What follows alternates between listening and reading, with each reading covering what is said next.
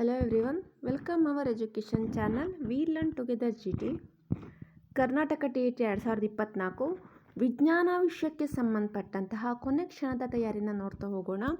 ನೀವಿನ್ನೂ ನಮ್ಮ ಚಾನಲ್ಗೆ ಸಬ್ಸ್ಕ್ರೈಬ್ ಆಗದಿದ್ದರೆ ಸಬ್ಸ್ಕ್ರೈಬ್ ಆಗಿ ಹಾಗೂ ಬೆಲ್ ಐಕನನ್ನು ಪ್ರೆಸ್ ಮಾಡೋದ್ರ ಮೂಲಕ ಚಾನಲ್ಗೆ ನೋಟಿಫೈ ಆಗಿರಿ ಅಂತ ಹೇಳ್ತಾ ವಿಡಿಯೋನ ಪ್ರಾರಂಭಿಸೋಣ. ಇದು 5ನೇ ವರ್ಗದಿಂದ 9ನೇ ವರ್ಗದವರೆಗೆ ಬಂದಿರುವ ಮುಖ್ಯ ಪಾಯಿಂಟ್ಸನ್ನು ಒಳಗೊಂಡಿದೆ. ಇಲ್ಲಿಯವರೆಗೆ 13 ಸರಣಿಗಳನ್ನು ನಾವು ನೋಡಿದ್ದೇವೆ. ಇದು 14ನೇ ಸರಣಿ ಆಗಿರುತ್ತೆ. ಮೊದಲನೇದು ಥಾಮಸ್ ಅಲ್ವಾ ಎಡಿಸನ್ ಅವರ ಕೊಡುಗೆಗಳನ್ನು ನೋಡೋದಾದರೆ ವಿದ್ಯುತ್ ಬಲ್ಬ್, ಗ್ರಾಮ್ಫೋನ್, ಚಲನಚಿತ್ರ ಬಿಂಬ ಗ್ರಾಹಕ ಮತ್ತು ಕಾರ್ಬನ್ ಪ್ರೇಷಕ.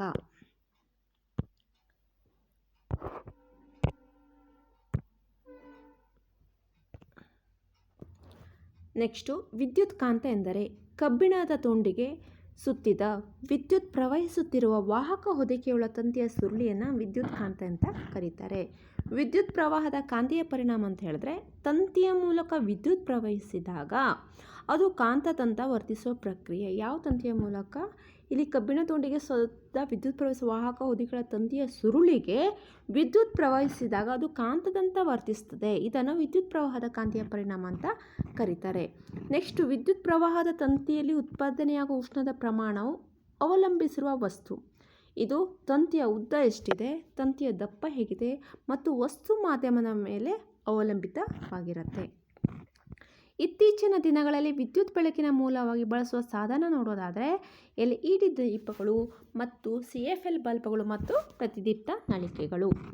CFL ಬಲ್ಬ್ಗಳು ಮತ್ತು ಪ್ರತಿದೀಪ್ತ ನಳಿಕೆಗಳನ್ನು ಸುರಕ್ಷಿತವಾಗಿ ವಿಲೇವಾರಿ ಮಾಡುವ ಅತ್ಯಗತ್ಯ ಕಾರಣ ಯಾಕಂತ ಹೇಳಿದ್ರೆ ಇಂತಹ ದೀಪಗಳಲ್ಲಿ ಪಾದರಸ ಅನಿಲವನ್ನು ತುಂಬಿರುವುದು.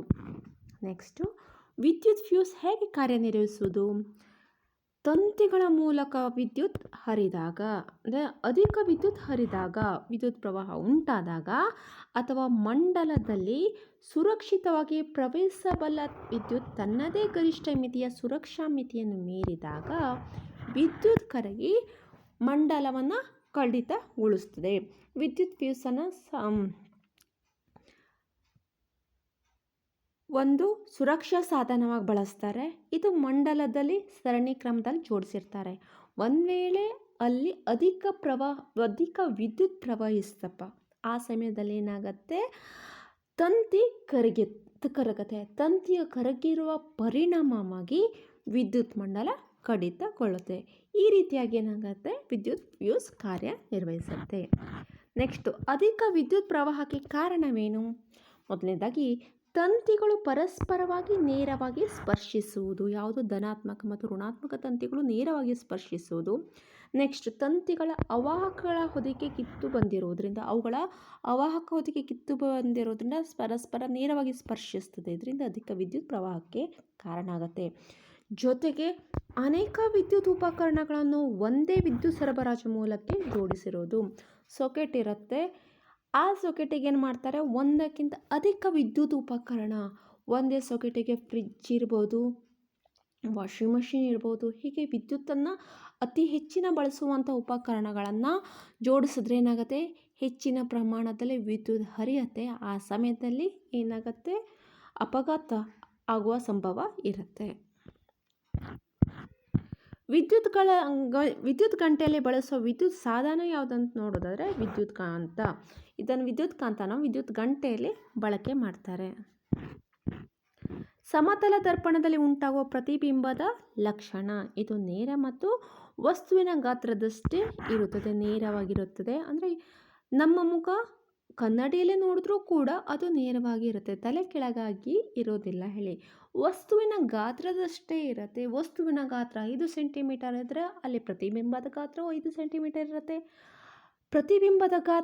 ವಸ್ತುವಿನ ಗಾತ್ರ 100 ಸೆಂಟಿಮೀಟರ್ ಇದ್ದರೆ ಪ್ರತಿಬಿಂಬದ ಗಾತ್ರನೂ ಕೂಡ 100 ಸೆಂಟಿಮೀಟರ್ ಅಷ್ಟೇ ಇರುತ್ತೆ. ಅಷ್ಟೇ ಅಲ್ಲದೆ ಅಲ್ಲಿ ಪಾರ್ಶ್ವಪಲ್ಲಟ ಕಂಡುಬರುತ್ತೆ. ನಮ್ಮ ಎಡಗಡೆ ಮುಖ ಅಲ್ಲಿ ಬಲಮುಖವಾಗಿರುತ್ತೆ, ಬಲಮುಖ ಎಡಮುಖವಾಗಿರುತ್ತೆ. ಅಂದರೆ ಎಡಗೈ ಅಲ್ಲಿ ಬಲಗೈದಂತೆ ಗೋಚರವಾಗುತ್ತೆ, ನಮ್ಮ ಬಲಗೈ ಅಲ್ಲಿ ಎಡಗೈ ಅಂತೆ ಗೋಚರವಾಗುತ್ತೆ. ಇದನ್ನು ಪಾರ್ಶ್ವಪಲ್ಲಟ ಅಂತ ಕರೀತಾರೆ. ಸಮತಲ ದರ್ಪಣದಲ್ಲಿ ಇದು ಹೆಚ್ಚಾಗಿ ಕಂಡುಬರುತ್ತೆ.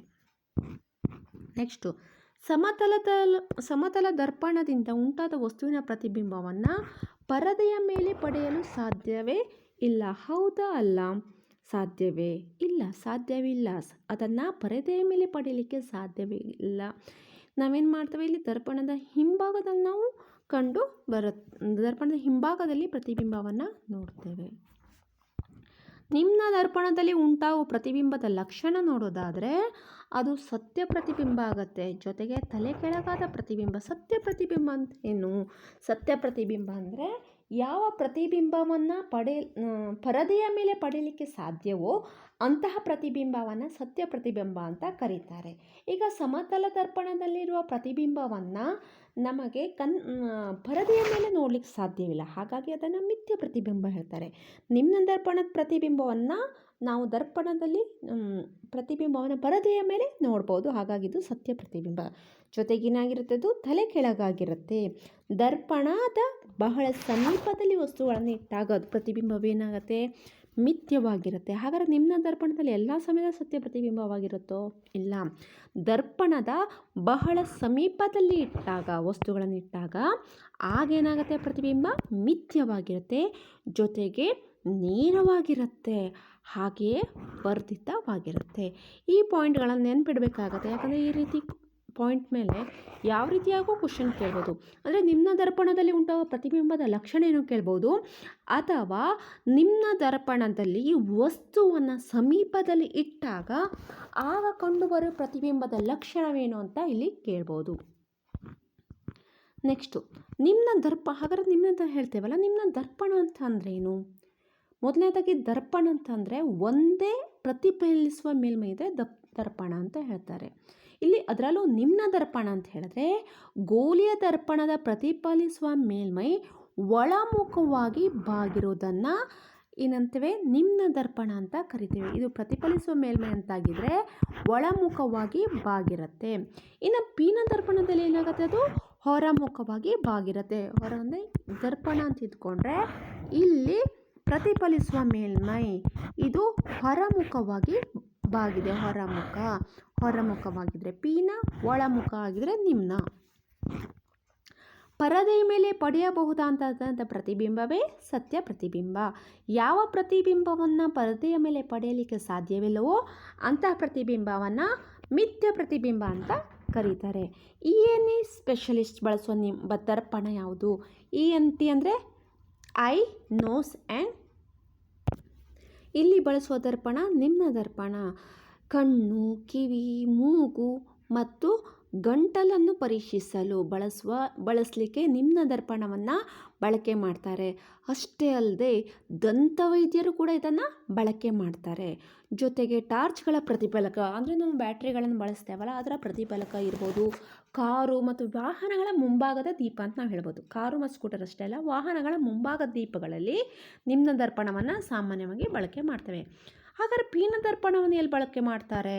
ಪೀನ ದರ್ಪಣವನ್ನು ವಾಹನಗಳ ಪಾರ್ಶ್ವ ದರ್ಪಣವಾಗಿ ಬಳಕೆ ಮಾಡ್ತಾರೆ. ಇದನ್ನು ಪಾರ್ಶ್ವ ದರ್ಪಣವಾಗಿ ಯಾಕೆ ಬಳಕೆ ಮಾಡಬೇಕು? ಯಾಕೆ ನಿಮ್ನ ದರ್ಪಣವನ್ನು ಬಳಸಿದ್ರಾಗಲ್ವಾ? ಯಾಕಂದರೆ ಇಲ್ಲಿ ಇದು ವಿಶಾಲವಾದ ಪ್ರದೇಶದಲ್ಲಿ ಹರಡಿರುವ ವಸ್ತುಗಳ ಪ್ರತಿಬಿಂಬವನ್ನು ಉಂಟು ಮಾಡುತ್ತೆ. ಇದರ ಪರದೆಯ ವಿಸ್ತಾರ ಅಧಿಕವಾಗಿರುತ್ತೆ, ಹಾಗಾಗಿ ವಿಶಾಲ ಪ್ರದೇಶದಲ್ಲಿ ಹರಡಿರುವ ಪ್ರತಿಬಿಂಬ ನಮಗೆ ಕಾಣಿಸುತ್ತೆ. ಪರಿಣಾಮವಾಗಿ ಚಾಲಕರಿಗೆ ಏನಾಗುತ್ತೆ, ತಮ್ಮ ಹಿಂಬದಿಯ ವಾಹನ ದಟ್ಟಣೆ ತಿಳಿಯಲು ಸಹಾಯಕ. ಎಷ್ಟು ದಟ್ಟಣೆಯಾಗಿದೆ, ಪರದೆ ಜಾಸ್ತಿ ಇದ್ದಾಗ ಅಧಿಕ ಪ್ರದೇಶದ ಏರಿಯಾ ಕವರ್ ಆಗುತ್ತೆ. ಇದರಿಂದ ಏನಾಗುತ್ತೆ, ಎಷ್ಟು ವಾಹನ ದಟ್ಟಣೆ ಅಂತಿದೆ ಅಂತ ತಿಳಿಲಿಕ್ಕೆ ಸಹಾಯಕ ಆಗುತ್ತೆ. ನೆಕ್ಸ್ಟ್, ವರ್ಧಕ ಮಸೂರವನ್ನು ಬಳಸುವ ಉಪಕರಣ ಯಾವುದು ಅಂತ ನೋಡೋದಾದರೆ ಕನ್ನಡಕ, ದೂರದರ್ಶಕ ಮತ್ತು ಸೂಕ್ಷ್ಮದರ್ಶಕ 3 ಉಪಕರಣಗಳಲ್ಲಿ ಬಳಸ್ತಾರೆ. ಯಾವುದು? ಕನ್ನಡಕ, ದೂರದರ್ಶಕ ಮತ್ತು ಸೂಕ್ಷ್ಮದರ್ಶಕಗಳಲ್ಲಿ.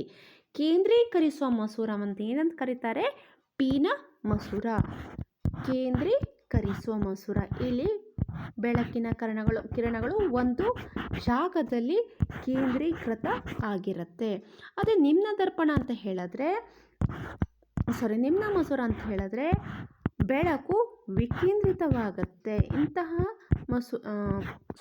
ಇಂತಹ ಮಸೂರವನ್ನು ವಿಕೇಂದ್ರೀಕರಿಸುವ ಮಸೂರ ಅಂತ ಕರೀತಾರೆ. ನೆಕ್ಸ್ಟು, ಈ ವಸ್ತುವನ್ನು ಮಸೂರಕ್ಕೆ ಬಹಳ ಸಮೀಪದಲ್ಲಿಟ್ಟಾಗ ಪ್ರತಿಬಿಂಬ ಯಾವಾಗಲೂ ಮಿಥ್ಯ, ನೇರ ಮತ್ತು ವರ್ಧಿತವಾಗಿರುತ್ತೆ. ಹಸಿರು ಶ್ವಾಸಕೋಶಗಳೆಂದು ಯಾವುದನ್ನು ಗುರುತಿಸುತ್ತಾರೆ? ಯಾಕೆ ಹಸಿರು ಶ್ವಾಸಕೋಶಗಳೆಂದು ಕಾಡುಗಳನ್ನು ಗುರುತ ಮಾಡ್ತಾರೆ? ಯಾಕಂತ ಹೇಳಿದ್ರೆ ಇದು ದ್ಯುತಿ ಸಂಶ್ಲೇಷಣೆಯ ಮೂಲಕ ಆಮ್ಲಜನಕವನ್ನು ಬಿಡುಗಡೆ ಮಾಡಿ ಕಾರ್ಬನ್ ಡೈಆಕ್ಸೈಡ್ ಹಾಗೂ ಆಕ್ಸಿಜನ್ನ ಸಮತೋಲನವನ್ನು ಕಾಪಾಡುತ್ತೆ. ಕಾಡಿನ ಪರಿಸರಕ್ಕೆ ಸಂಬಂಧಿಸಿದಂತೆ ಮೇಲ್ಛಾವಣಿ ಅಂದ್ರೇನು? ಎತ್ತರವಾದ ಮರಗಳ ರೆಂಬೆಗಳು ಕಾಡಿನಲ್ಲಿರುವ ಇತರ ಸಸ್ಯಗಳ ಮೇಲೆ ಛಾವಣಿಯಂತೆ ಆವರಿಸಿರುವುದು. ಉದಾಹರಣೆಗೆ ಕೆಳ ಸ್ತರದಲ್ಲಿ ಹುಲ್ಲುಗಳಿರುತ್ತೆ, ಸಣ್ಣ ಸಣ್ಣ ಗಿಡ ಇರುತ್ತೆ, ಮಧ್ಯ ಸ್ತರದಲ್ಲಿ ಪೊದರೆಗಳಿರುತ್ತೆ. ಎತ್ತರವಾದ ಮರಗಳು ಈ ಕೆಳಗಿನ ಸಸ್ಯವರ್ಗಕ್ಕೆ ಛಾವಣಿಯಂತೆ ನೀಡುತ್ತೆ. ಮಳೆಯಿಂದ, ಬಿಸಿಲಿಂದ ಈ ಸಸ್ಯವರ್ಗಗಳು ಹಾಳಾಗದಂತೆ ಅದನ್ನು ರಕ್ಷಣೆಯನ್ನು ನೀಡುತ್ತೆ. ಹಾಗಾಗಿ ಅದನ್ನು ಮೇಲ್ಛಾವಣಿ ಅಂತ ಕರೀತಾರೆ. ನೆಕ್ಸ್ಟ್, ಕೊಳೆಯುತ್ತಿರುವ ಸಾವಯವ ವಸ್ತುಗಳು ತೇವವಾಗಿ ಬೆಚ್ಚಗಿರಲು ಕಾರಣ ಯಾಕಂತ ಹೇಳಿದ್ರೆ ಅಲ್ಲಿ ವಾಯುವಿಕ ಉಸಿರಾಟ ಮಾಡೋದ್ರ ಪರಿಣಾಮವಾಗಿ ನೀರು ಮತ್ತು ಉಷ್ಣ ಬಿಡುಗಡೆ ಆಗುತ್ತೆ. ಹಾಗಾದರೆ ಅವಾಯುಕ ಉಸಿರಾಟವನ್ನು ಯಾರು ನಡೆಸ್ತಾರೆ? ಕೊಳೆತನಿಗಳು ನಡೆಸ್ತಾರೆ. ಬ್ಯಾಕ್ಟೀರಿಯಾ, ಶಿಲೀಂಧ್ರದಂತಹ ಅವಾಯುಕ ಕೊಳೆತನಿಗಳು ಸೂಕ್ಷ್ಮಾಣುಜೀವಿಗಳು ಅಲ್ಲೇನು ಮಾಡುತ್ತೆ? ಉಸಿರಾಟದ ಮೂಲಕ ಕಾರ್ಬನ್ ಡೈಆಕ್ಸೈಡನ್ನು ಬಿಡುಗಡೆ ಮಾಡುತ್ತೆ, ಜೊತೆಗೆ ನೀರನ್ನು ಬಿಡುಗಡೆ ಮಾಡುತ್ತೆ. ಈ ನೀರು ಏನಕ್ಕೆ ಕಾರಣ ಆಗುತ್ತೆ? ತೇವಕ್ಕೆ ಕಾರಣ ಆಗುತ್ತೆ, ಉಷ್ಣ ಬೆಚ್ಚಗಿರಲಿಕ್ಕೆ ಕಾರಣ ಆಗುತ್ತೆ. ನೆಕ್ಸ್ಟ್ ಕ್ವಶನ್, ಕಾಡುಗಳ ನಾಶ ಅಥವಾ ಪ್ರವಾಹ ಉಂಟಾಗೋದು ಹೇಗೆ ನೋಡೋದಾದರೆ ಮಣ್ಣು ನೀರನ್ನು ಹಿಡಿದಿಟ್ಟುಕೊಳ್ಳುವ ಸಾಮರ್ಥ್ಯವನ್ನು ಕಳೆದುಕೊಳ್ಳುವುದರ ಮೂಲಕ. ಕಾಡಿತ್ತು ಅಂತ ಹೇಳಿದ್ರೆ ಅದರ ಮರಗಳ ಬೇರುಗಳೇನಾಗುತ್ತೆ? ಮಣ್ಣುಗಳನ್ನು ಗಟ್ಟಿಯಾಗಿ ಹಿಡಿದಿಟ್ಟುಕೊಂಡಿರುತ್ತೆ. ಕಾಡೇ ನಾಶ ಆಯಿತು ಅಂತ ಹೇಳಿದ್ರೆ ಬೇರುಗಳು ಕೈಯಲ್ಲಿ ಕಂಡುಬರ್ತವೆ. ಬೇರುಗಳು ಇಲ್ಲ ಅಂತ ಹೇಳಿದ್ರೆ ಮಣ್ಣು ಸುಲಭವಾಗಿ ನೀರಿನ ಪ್ರವಾಹಕ್ಕೆ ಕೊಚ್ಚಿಕೊಂಡು ಹೋಗುತ್ತೆ. ಒಂದು ವೇಳೆ ಕಾಡಿತ್ತು ಅಂತ ಹೇಳಿದ್ರೆ ಮರಗಳು ಮಣ್ಣನ್ನು ಗಟ್ಟಿಯಾಗಿ ಹಿಡಿದುಕೊಳ್ಳುತ್ತೆ. ನೀರು ಬಿತ್ತು ಅಂತ ಹೇಳಿದ್ರೆ ಆ ನೀರು ಮಣ್ಣಿನಲ್ಲಿ ಇಂಗತ್ತೆ, ಪರಿಣಾಮವಾಗಿ ಅಂತರ್ಜಲ ಜಾಸ್ತಿ ಆಗುತ್ತೆ. ನೀರನ್ನು ಹಿಡಿಯುವ ಹಿಡಿದಿಟ್ಟುಕೊಳ್ಳುವ ಸಾಮರ್ಥ್ಯ ಅಧಿಕವಾಗುತ್ತೆ. ಕಾಡೇ ಇಲ್ಲ ಅಂತ ಹೇಳಿದ್ರೆ ಅದೇನಾಗುತ್ತೆ? ಆಟೋಮೆಟಿಕ್ಕಾಗಿ ಪ್ರವಾಹದ ಮೂಲಕ ಮಣ್ಣು ಕೂಡ ಕೊಚ್ಕೊಂಡು ಹೋಗುತ್ತೆ. ಕಾಡುಗಳಿಲ್ಲದ ಕಾರಣ ಪ್ರವಾಹ ಉಂಟಾಗುತ್ತೆ. ಮೀನುಗಳು ಯಾವ ರೂಪದಲ್ಲಿ ತ್ಯಾಜ್ಯಗಳನ್ನು ವಿಸರ್ಜಿಸುತ್ತದೆ? ಅಮೋನಿಯಾ ರೂಪದಲ್ಲಿ. ಇನ್ನು ಚರಂಡಿ ನೀರಿನ ಸಂಸ್ಕರಣೆ ಅಂತ ಹೇಳಿದ್ರೆ ತ್ಯಾಜ್ಯ ನೀರನ್ನು ಸಂಸ್ಕರಣೆ ಮಾಡುವ ಪ್ರಕ್ರಿಯೆಯನ್ನು ಚರಂಡಿ ನೀರು ಅಂತ ಕರೀತಾರೆ. ಅಲ್ಲಿ ಸಾವಯವ ಅಶುದ್ಧತೆಗಳು ಇರ್ತದೆ, ನಿರವಯವ ಅಶುದ್ಧತೆಗಳು ಇರ್ತವೆ, ಬ್ಯಾಕ್ಟೀರಿಯಾಗಳು ಇರುತ್ತೆ, ಕೆಲವೊಂದು ಪೋಷಕಗಳು ಕಂಡುಬರ್ತವೆ. ಅಷ್ಟೇ ಅಲ್ಲದೆ ಪ್ಲಾಸ್ಟಿಕ್, ಕಾಗದ ಮುಂತಾದಂತಹ ಗಟ್ಟಿಯಾದ ವಸ್ತುಗಳು ಕೂಡ, ಮಲಿನಕಾರಕಗಳು ಕೂಡ ಅಲ್ಲಿ ಕಂಡುಬರುತ್ತೆ. ಇದನ್ನು ಸಂಸ್ಕರಣೆ ಮಾಡೋ ಪ್ರಕ್ರಿಯೆಗೆ ಚರಂಡಿ ನೀರಿನ ಸಂಸ್ಕರಣೆ ಅಂತ ಕರೀತಾರೆ. 2005 ಮತ್ತು 2015 ದಶಕದ ವಿಶ್ವ ಜಲ ದಿನಾಚರಣೆ ಘೋಷವಾಕ್ಯ ನೋಡೋದಾದರೆ ಜೀವನಕ್ಕಾಗಿ ನೀರು ಹೇಳೋದು ಆಗಿದೆ.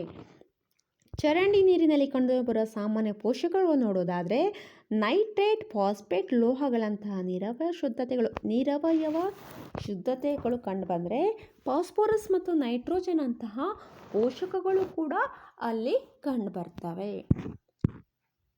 ಚರಂಡಿ ನೀರಿನ ಹೊಂಡಗಳಲ್ಲಿ ನೀಲಗಿರಿ ಮರಗಳನ್ನು ಬೆಳೆಸಲು ಕಾರಣ ಯಾಕಂತ ಹೇಳಿದ್ರೆ ಹೆಚ್ಚಾದ ತ್ಯಾಜ್ಯ ನೀರನ್ನು ವೇಗವಾಗಿ ಹೀರಿಕೊಂಡು ಶುದ್ಧವಾದ ನೀರಾವಿಯನ್ನು ವಾತಾವರಣಕ್ಕೆ ಬಿಡುವುದು.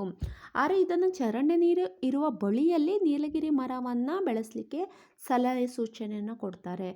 ಆದರೆ ಎಲ್ಲಿ ಶುದ್ಧವಾದ ನೀರಿನ ಮೂಲಗಳಿರುತ್ತೋ ಅಲ್ಲಿ ನೀಲಗಿರಿ ಮರಗಳನ್ನು ನೆಡಬೇಡಿ ಅಂತಲೇ ಸೂಚನೆ ಕೊಡ್ತಾರೆ. ಯಾಕಂದರೆ ಇದು ಅತಿ ಹೆಚ್ಚಿನ ಪ್ರಮಾಣದಲ್ಲಿ ಮರಗಳು ಏನು ಮಾಡುತ್ತೆ? ಕುಡಿಯುವ ನೀರನ್ನು ಸಹಜವಾಗಿ ಹೀರ್ಕೊಳ್ಳುತ್ತೆ, ಪರಿಣಾಮವಾಗಿ ನೀರಿನ ಪ್ರಮಾಣ ಕಡಿಮೆ ಆಗುತ್ತೆ.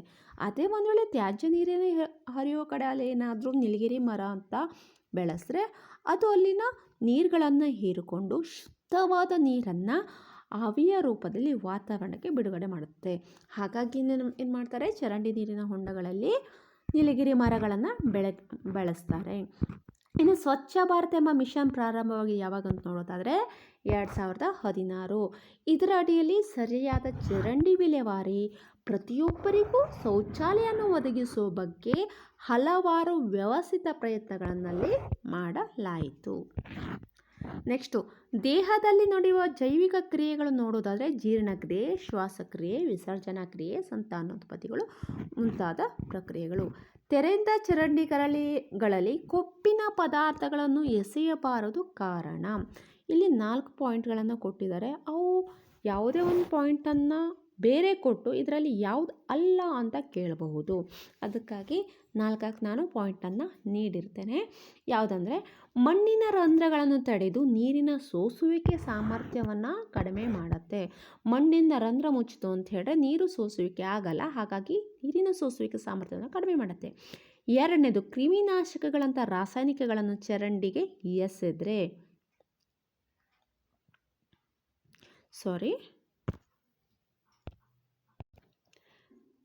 ಇಲ್ಲಿ ಒಂದೇ ಪಾಯಿಂಟ್ ಕೊಟ್ಟಿದ್ದೀನಿ. ಆ್ಯಕ್ಚುಲಿ 3 ಪಾಯಿಂಟ್ ಇದೆ, 3ರಿಂದ 4 ಪಾಯಿಂಟ್ ಸಿಗುತ್ತೆ ಇಲ್ಲಿ. ಮೊದಲನೇದಾಗಿ ನೋಡೋದಾದರೆ ಅದು ನೀರಿನ ಸೋಸುವಿಕೆ ಸಾಮರ್ಥ್ಯವನ್ನು ಕಡಿಮೆ ಮಾಡುತ್ತೆ. ಅಷ್ಟೇ ಅಲ್ಲದೆ ಅದೇನಾಗುತ್ತೆ, ಆಮ್ಲಜನಕವನ್ನು ಕೂಡ ಸರಾಗವಾಗಿ ಒಳಗೆ ಹೋಗದೇ ಇರುವಂತೆ ತಡೆಯುತ್ತೆ. ಕೆಲವೊಂದು ಸೂಕ್ಷ್ಮಾಣು ಜೀವಿಗಳಿಗೆ ಅದು ತೊಂದರೆಯನ್ನು ಉಂಟು ಮಾಡುತ್ತೆ. ಹಾಗಾಗಿ ತೆರೆದ ಚರಂಡಿಯಲ್ಲಿ ಕೊಬ್ಬಿನ ಪದಾರ್ಥಗಳನ್ನು ಎಸೆಯಬಾರದು ಅಂತ ಹೇಳ್ತಾರೆ. ಅಷ್ಟೇ ಅಲ್ಲದೆ ಕ್ರಿಮಿನಾಶಕಗಳ ರಾಸಾಯನಿಕಗಳನ್ನು ಕೂಡ ಚರಂಡಿಗೆ ಎಸೆಯಬಾರದು ಅಂತ ಹೇಳ್ತಾರೆ. ಯಾಕಂದರೆ ಆ ಚರಂಡಿ ನೀರಲ್ಲಿಯೂ ಕೂಡ ಕೆಲವೊಂದು ಸೂಕ್ಷ್ಮ ಜೀವಿಗಳು ಕಂಡು ಬರ್ತವೆ. ಯಾವುದು ಒಳ್ಳೆಯ ಸೂಕ್ಷ್ಮಜೀವಿ ಅಂದರೆ ನೀರನ್ನು ಶುದ್ಧೀಕರಿಸುವ ಸೂಕ್ಷ್ಮಜೀವಿ ಕಂಡು ಬರ್ತವೆ. ಇಂತಹ ಶುದ್ಧೀಕರಿಸುವ ಸೂಕ್ಷ್ಮಜೀವಿಗಳನ್ನು ಅದು ಕೊಲ್ಲತ್ತೆ. ಹಾಗಾಗಿ ಕ್ರಿಮಿನಾಶಕಗಳಂಥ ರಾಸಾಯನಿಕಗಳನ್ನು, ಕೊಬ್ಬಿನ ಪದಾರ್ಥಗಳನ್ನು ಚರಂಡಿಗೆ ಎಸೆಯಬಾರ್ದು ಅಂತ ಹೇಳ್ತಾರೆ. ಇನ್ನು ಸ್ಯಾನಿಟರಿ ಟಾವೆಲು, ಹತ್ತಿ, ಬಳಸಿದ ಚಹಾ ಚರಟವನ್ನು ಕೂಡ ಚರಂಡಿಗೆ ಎಸೆಯಬಾರ್ದು ಅಂತ ಹೇಳ್ತಾರೆ. ಯಾಕಂದರೆ ಅವು ಕೂಡ ಭೂಮಿಯ ರಂಧ್ರವನ್ನು ತಡೆ ಹಿಡಿದು ಅಲ್ಲಿಯೂ ಆಮ್ಲಜನಕ ಒಳಗೆ ಹೋಗದೇ ಇರುವಂಗೆ ಅದು ತಡೆಯುತ್ತೆ. ಹಾಗಾಗಿ ಇಂಥ ಪದಾರ್ಥಗಳನ್ನು ತೆರೆದ ಚರಂಡಿಗಳಲ್ಲಿ ಅದನ್ನು ಬಿಸಾಕಬಾರ್ದು ಅಂತ ಹೇಳ್ತಾರೆ. ನೆಕ್ಸ್ಟ್ ಪಾಯಿಂಟ್, ಬೆಳೆ ಎಂದರೇನು? ಬೆಳೆ ಎಂದರೆ ಅಂತ ಹೇಳಿದ್ರೆ ಒಂದೇ ಸ್ಥಳದಲ್ಲಿ ಒಂದೇ ರೀತಿಯ ಸಸ್ಯಗಳನ್ನು ದೊಡ್ಡ ಪ್ರಮಾಣದಲ್ಲಿ ಬೆಳೆದು ಕೃಷಿ ಮಾಡೋದನ್ನು ಬೆಳೆ ಅಂತ ಕರೀತಾರೆ. ಬೆಳೆಯ ವಿಧಗಳನ್ನು ನೋಡೋದಾದರೆ ಧಾನ್ಯಗಳು, ತರಕಾರಿಗಳು ಮತ್ತು ಹಣ್ಣುಗಳಾಗಿವೆ. ಖಾರಿಫ್ ಬೆಳೆಗಳು ಅಂದರೆ ಮಳೆಗಾಲದಲ್ಲಿ ಬಿತ್ತನೆ ಮಾಡುವ ಬೆಳೆಗಳೇ ಖಾರಿಫ್ ಬೆಳೆಗಳಾಗಿವೆ. ಖಾರಿಫ್ ಬೆಳೆಗಳು ನೋಡೋದಾದರೆ ಭತ್ತ, ಜೋಳ, ಸೋಯಾಬೀನ್, ನೆಲಗಡಲೆ ಮತ್ತು ಹತ್ತಿಯಾಗಿದೆ. ರಬಿ ಬೆಳೆಗಳು ನೋಡೋದಾದರೆ ಚಳಿಗಾಲದಲ್ಲಿ ಬೆಳೆಯುವ ಬೆಳೆಗಳು ಆಗಿವೆ. ಯಾವ್ಯಾವುದು ನೋಡೋದಾದರೆ ಗೋಧಿ, ಕಡಲೆ, ಬಟಾಣಿ, ಸಾಸಿವೆ, ಅಗಸೆ ಅಂತಹ ಸಸ್ಯಗಳು. ನೆಕ್ಸ್ಟು, ಕೃಷಿ ಪದ್ಧತಿಗಳನ್ನು ಯಾವ್ಯಾವ ಪದ್ಧತಿ ಒಳಗೊಂಡಿದೆ ನೋಡೋದಾದರೆ ಫಸ್ಟ್ ಕೃಷಿ ಪದ್ಧತಿ ಹಂತ ಯಾವುದು? ಮಣ್ಣನ್ನು ಹದಗೊಳಿಸುವಿಕೆಯಾಗಿದೆ. 2ನೇದು ಹದಗೊಳಿಸುವಿಕೆ ನಂತರ ಬಿತ್ತನೆಯನ್ನು ಮಾಡ್ತಾರೆ. ಬಿತ್ತನೆ ನಂತರ ಅದು ಸರಿಯಾಗಿ ಬೆಳವಣಿಗೆ ಆಗಬೇಕಲ್ಲ, ಅದಕ್ಕೆ ಗೊಬ್ಬರವನ್ನು ಸೇರಿಸ್ತಾರೆ. ಗೊಬ್ಬರ ಸೇರಿಸಿದಾಗಲ್ಲ, ಗೊಬ್ಬರ ಸರಿಯಾಗಿ ಪೋಷಕಾಂಶಗಳನ್ನು ಸಸ್ಯಗಳು ಹೀರ್ಕೋಬೇಕು. ಸಸ್ಯಗಳು ಹೀರ್ಕೊಳ್ಬೇಕು ಅಂತ ಹೇಳಿ ನೀರಿನ ಅವಶ್ಯಕತೆ ಇದೆ. ಹಾಗಾಗಿ ಗೊಬ್ಬರ ಸೇರಿಸಿದಾದ್ಮೇಲೆ ನೀರಾವರಿ ಮಾಡ್ತಾರೆ. ಜೊತೆಗೆ ಕಳೆಗಳಿಂದ ರಕ್ಷಣೆ, ಯಾವಾಗ ಪೋಷಕಾಂಶಗಳು ಸಿಗುತ್ತೋ ಅದರ ಬೆಳೆಗಳ ಜೊತೆಗೆ ಕೆಲವೊಂದು ಕಳೆಗಳು ಕೂಡ ಅಲ್ಲಿ ಉತ್ಪತ್ತಿಯಾಗುತ್ತೆ. ಆ ಕಳೆಗಳನ್ನು ರಕ್ಷಣೆ ಮಾಡಬೇಕಾಗತ್ತೆ. ಅದರ ನಂತರ ಕೊಯ್ಲು, ಸಸ್ಯಗಳ ಬೆಳವಣಿಗೆ ನಂತರ ಕೊಯ್ಲು ಮಾಡ್ತಾರೆ. ಸಸ್ಯಗಳನ್ನು ಕಟ್ ಮಾಡಿ ಬೆಳೆಗಳನ್ನು ಅದರ ಬೀಜ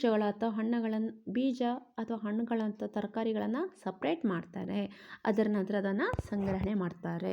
ಇಷ್ಟು ಕೃಷಿ ಪದ್ಧತಿಯ ಹಂತಗಳು ಆಗಿರುತ್ತೆ. ನೆಕ್ಸ್ಟ್, ಭತ್ತವನ್ನು ಹೆಚ್ಚಾಗಿ ಮಳೆಗಾಲದಲ್ಲೇ ಯಾಕೆ ಬೆಳೀತಾರೆ ಅಂತ ಹೇಳಿದ್ರೆ ಭತ್ತದ ಬೆಳೆಗೆ ಅತ್ಯಧಿಕ ಪ್ರಮಾಣದಲ್ಲಿ ನೀರು ಬೇಕು. ಹಾಗಾಗಿ ಮಳೆಗಾಲದಲ್ಲಿ ಬೆಳೀತಾರೆ. ಒಂದು ವೇಳೆ ನಿಮಗೆ ಚಳಿಗಾಲದಲ್ಲಿ ಇರಬಹುದು ಅಥವಾ ಬೇಸಿಗೆಯ ಕಾಲದಲ್ಲಿ ಇರಬಹುದು, ಹೆಚ್ಚಿನ ಪ್ರಮಾಣದಲ್ಲಿ ನೀರಿನ ಸಪ್ಲೈ ಇದೆ ಅಂತ ಹೇಳಿದ್ರೆ ಅಥವಾ ಸೂರ್ಯನ ಉಷ್ಣತೆಯು ಸ್ವಲ್ಪ ಕಡಿಮೆ ಇತ್ತು ಅಂತ ಹೇಳಿದ್ರೆ ಅಲ್ಲಿಯೂ ಕೂಡ ನೀವು ಭತ್ತವನ್ನು ಬೆಳೆಯಬಹುದು. ನೆಕ್ಸ್ಟ್, ಮಣ್ಣನ್ನು ಹದಗೊಳಿಸುವಿಕೆ ಎಂದರೇನು? ಮಣ್ಣನ್ನು ತಿರುವಿ ಹಾಕಿ ಸಡಿಲಗೊಳಿಸುವ ಪ್ರಕ್ರಿಯೆಯನ್ನು ಮಣ್ಣನ್ನು ಹದಗೊಳಿಸುವಿಕೆ ಅಂತ ಹೇಳ್ತಾರೆ. ಮಣ್ಣನ್ನು ಯಾಕೆ ಹದಗೊಳಿಸ್ಬೇಕು ಅಂತ ಹೇಳಿದ್ರೆ ಮಣ್ಣನ್ನು ತಿರುವಿ ಹಾಕುವುದರಿಂದ ಮಣ್ಣು ಸಡಿಲವಾಗತ್ತೆ. ಅದರಿಂದ ಏನಾಗತ್ತೆ, ಸೂಕ್ಷ್ಮಾಣುಜೀವಿಗಳೇ ಇರ್ಬೋದು ಅಥವಾ ಎರೆಹುಳುನಂಥ ಹುಳುಗಳಿರ್ಬೋದು ಸುಲಭವಾಗಿ ಅಡಿಗೆ ಹೋಗಲಿಕ್ಕೆ ಸಹಾಯಕ ಆಗುತ್ತೆ. ಜೊತೆಗೆ ಗೊಬ್ಬರವು ಸರಿಯಾಗಿ ಮಿಶ್ರಣ ಆಗುತ್ತೆ ಕೆಳಗಿನ ಮಣ್ಣಿನ ಸಂಗತಿಗೆ. ಉಳುಮೆ ಮಾಡೋದು ಎಂದರೇನು? ಮಣ್ಣನ್ನು ತಿರುವಿ ಹಾಕಿ ಸಡಿಲಗೊಳಿಸುವ ಪ್ರಕ್ರಿಯೆ ಉಳುಮೆ. ಉಳುಮೆ ಮಾಡಲು ಬಳಸುವ ಉಪಕರಣ ನೇಗಿಲು ಮತ್ತು ಕಲ್ಟಿವೇಟರ್. ರೈತರನ್ನ ಮಿತ್ರ ಎಂದು ಕರೆಯಲ್ಪಡುವ ಜೀವಿಗಳು ನೋಡೋದಾದರೆ ಎರೆಹುಳು ಒಂದು ಹಾಗೂ ಸೂಕ್ಷ್ಮಾಣು ಜೀವಿಗಳು ಕೂಡ ಹೌದು. ನಾವು ಕೇವಲ ಎರೆಹುಳನಷ್ಟೇ ರೈತನ ಮಿತ್ರ ಅಂತ ಹೇಳ್ತೇವೆ, ಆದರೆ ಸೂಕ್ಷ್ಮಾಣು ಜೀವಿಗಳು ಕೂಡ ರೈತನ ಮಿತ್ರನೇ ಆಗಿದೆ. ರೈಸೋಬಿಯಂ ನಂತರ ಸೂಕ್ಷ್ಮಾಣು ಜೀವಿಗಳು ದ್ವಿದಳ ಧಾನ್ಯಗಳ ಬೇರುಗಳಲ್ಲಿ ಕಂಡು ಬರ್ತವೆ. ಅವು ಮಣ್ಣಿನಲ್ಲಿರುವ ನೈಟ್ರೇಟ್ ಮತ್ತು ನೈಟ್ರೈಟ್ ಮುಂತಾದವುಗಳನ್ನು ಹೀರ್ಕೊಳ್ಳಿಕ್ಕೆ ಸಹಾಯಕ ಮಾಡುತ್ತೆ.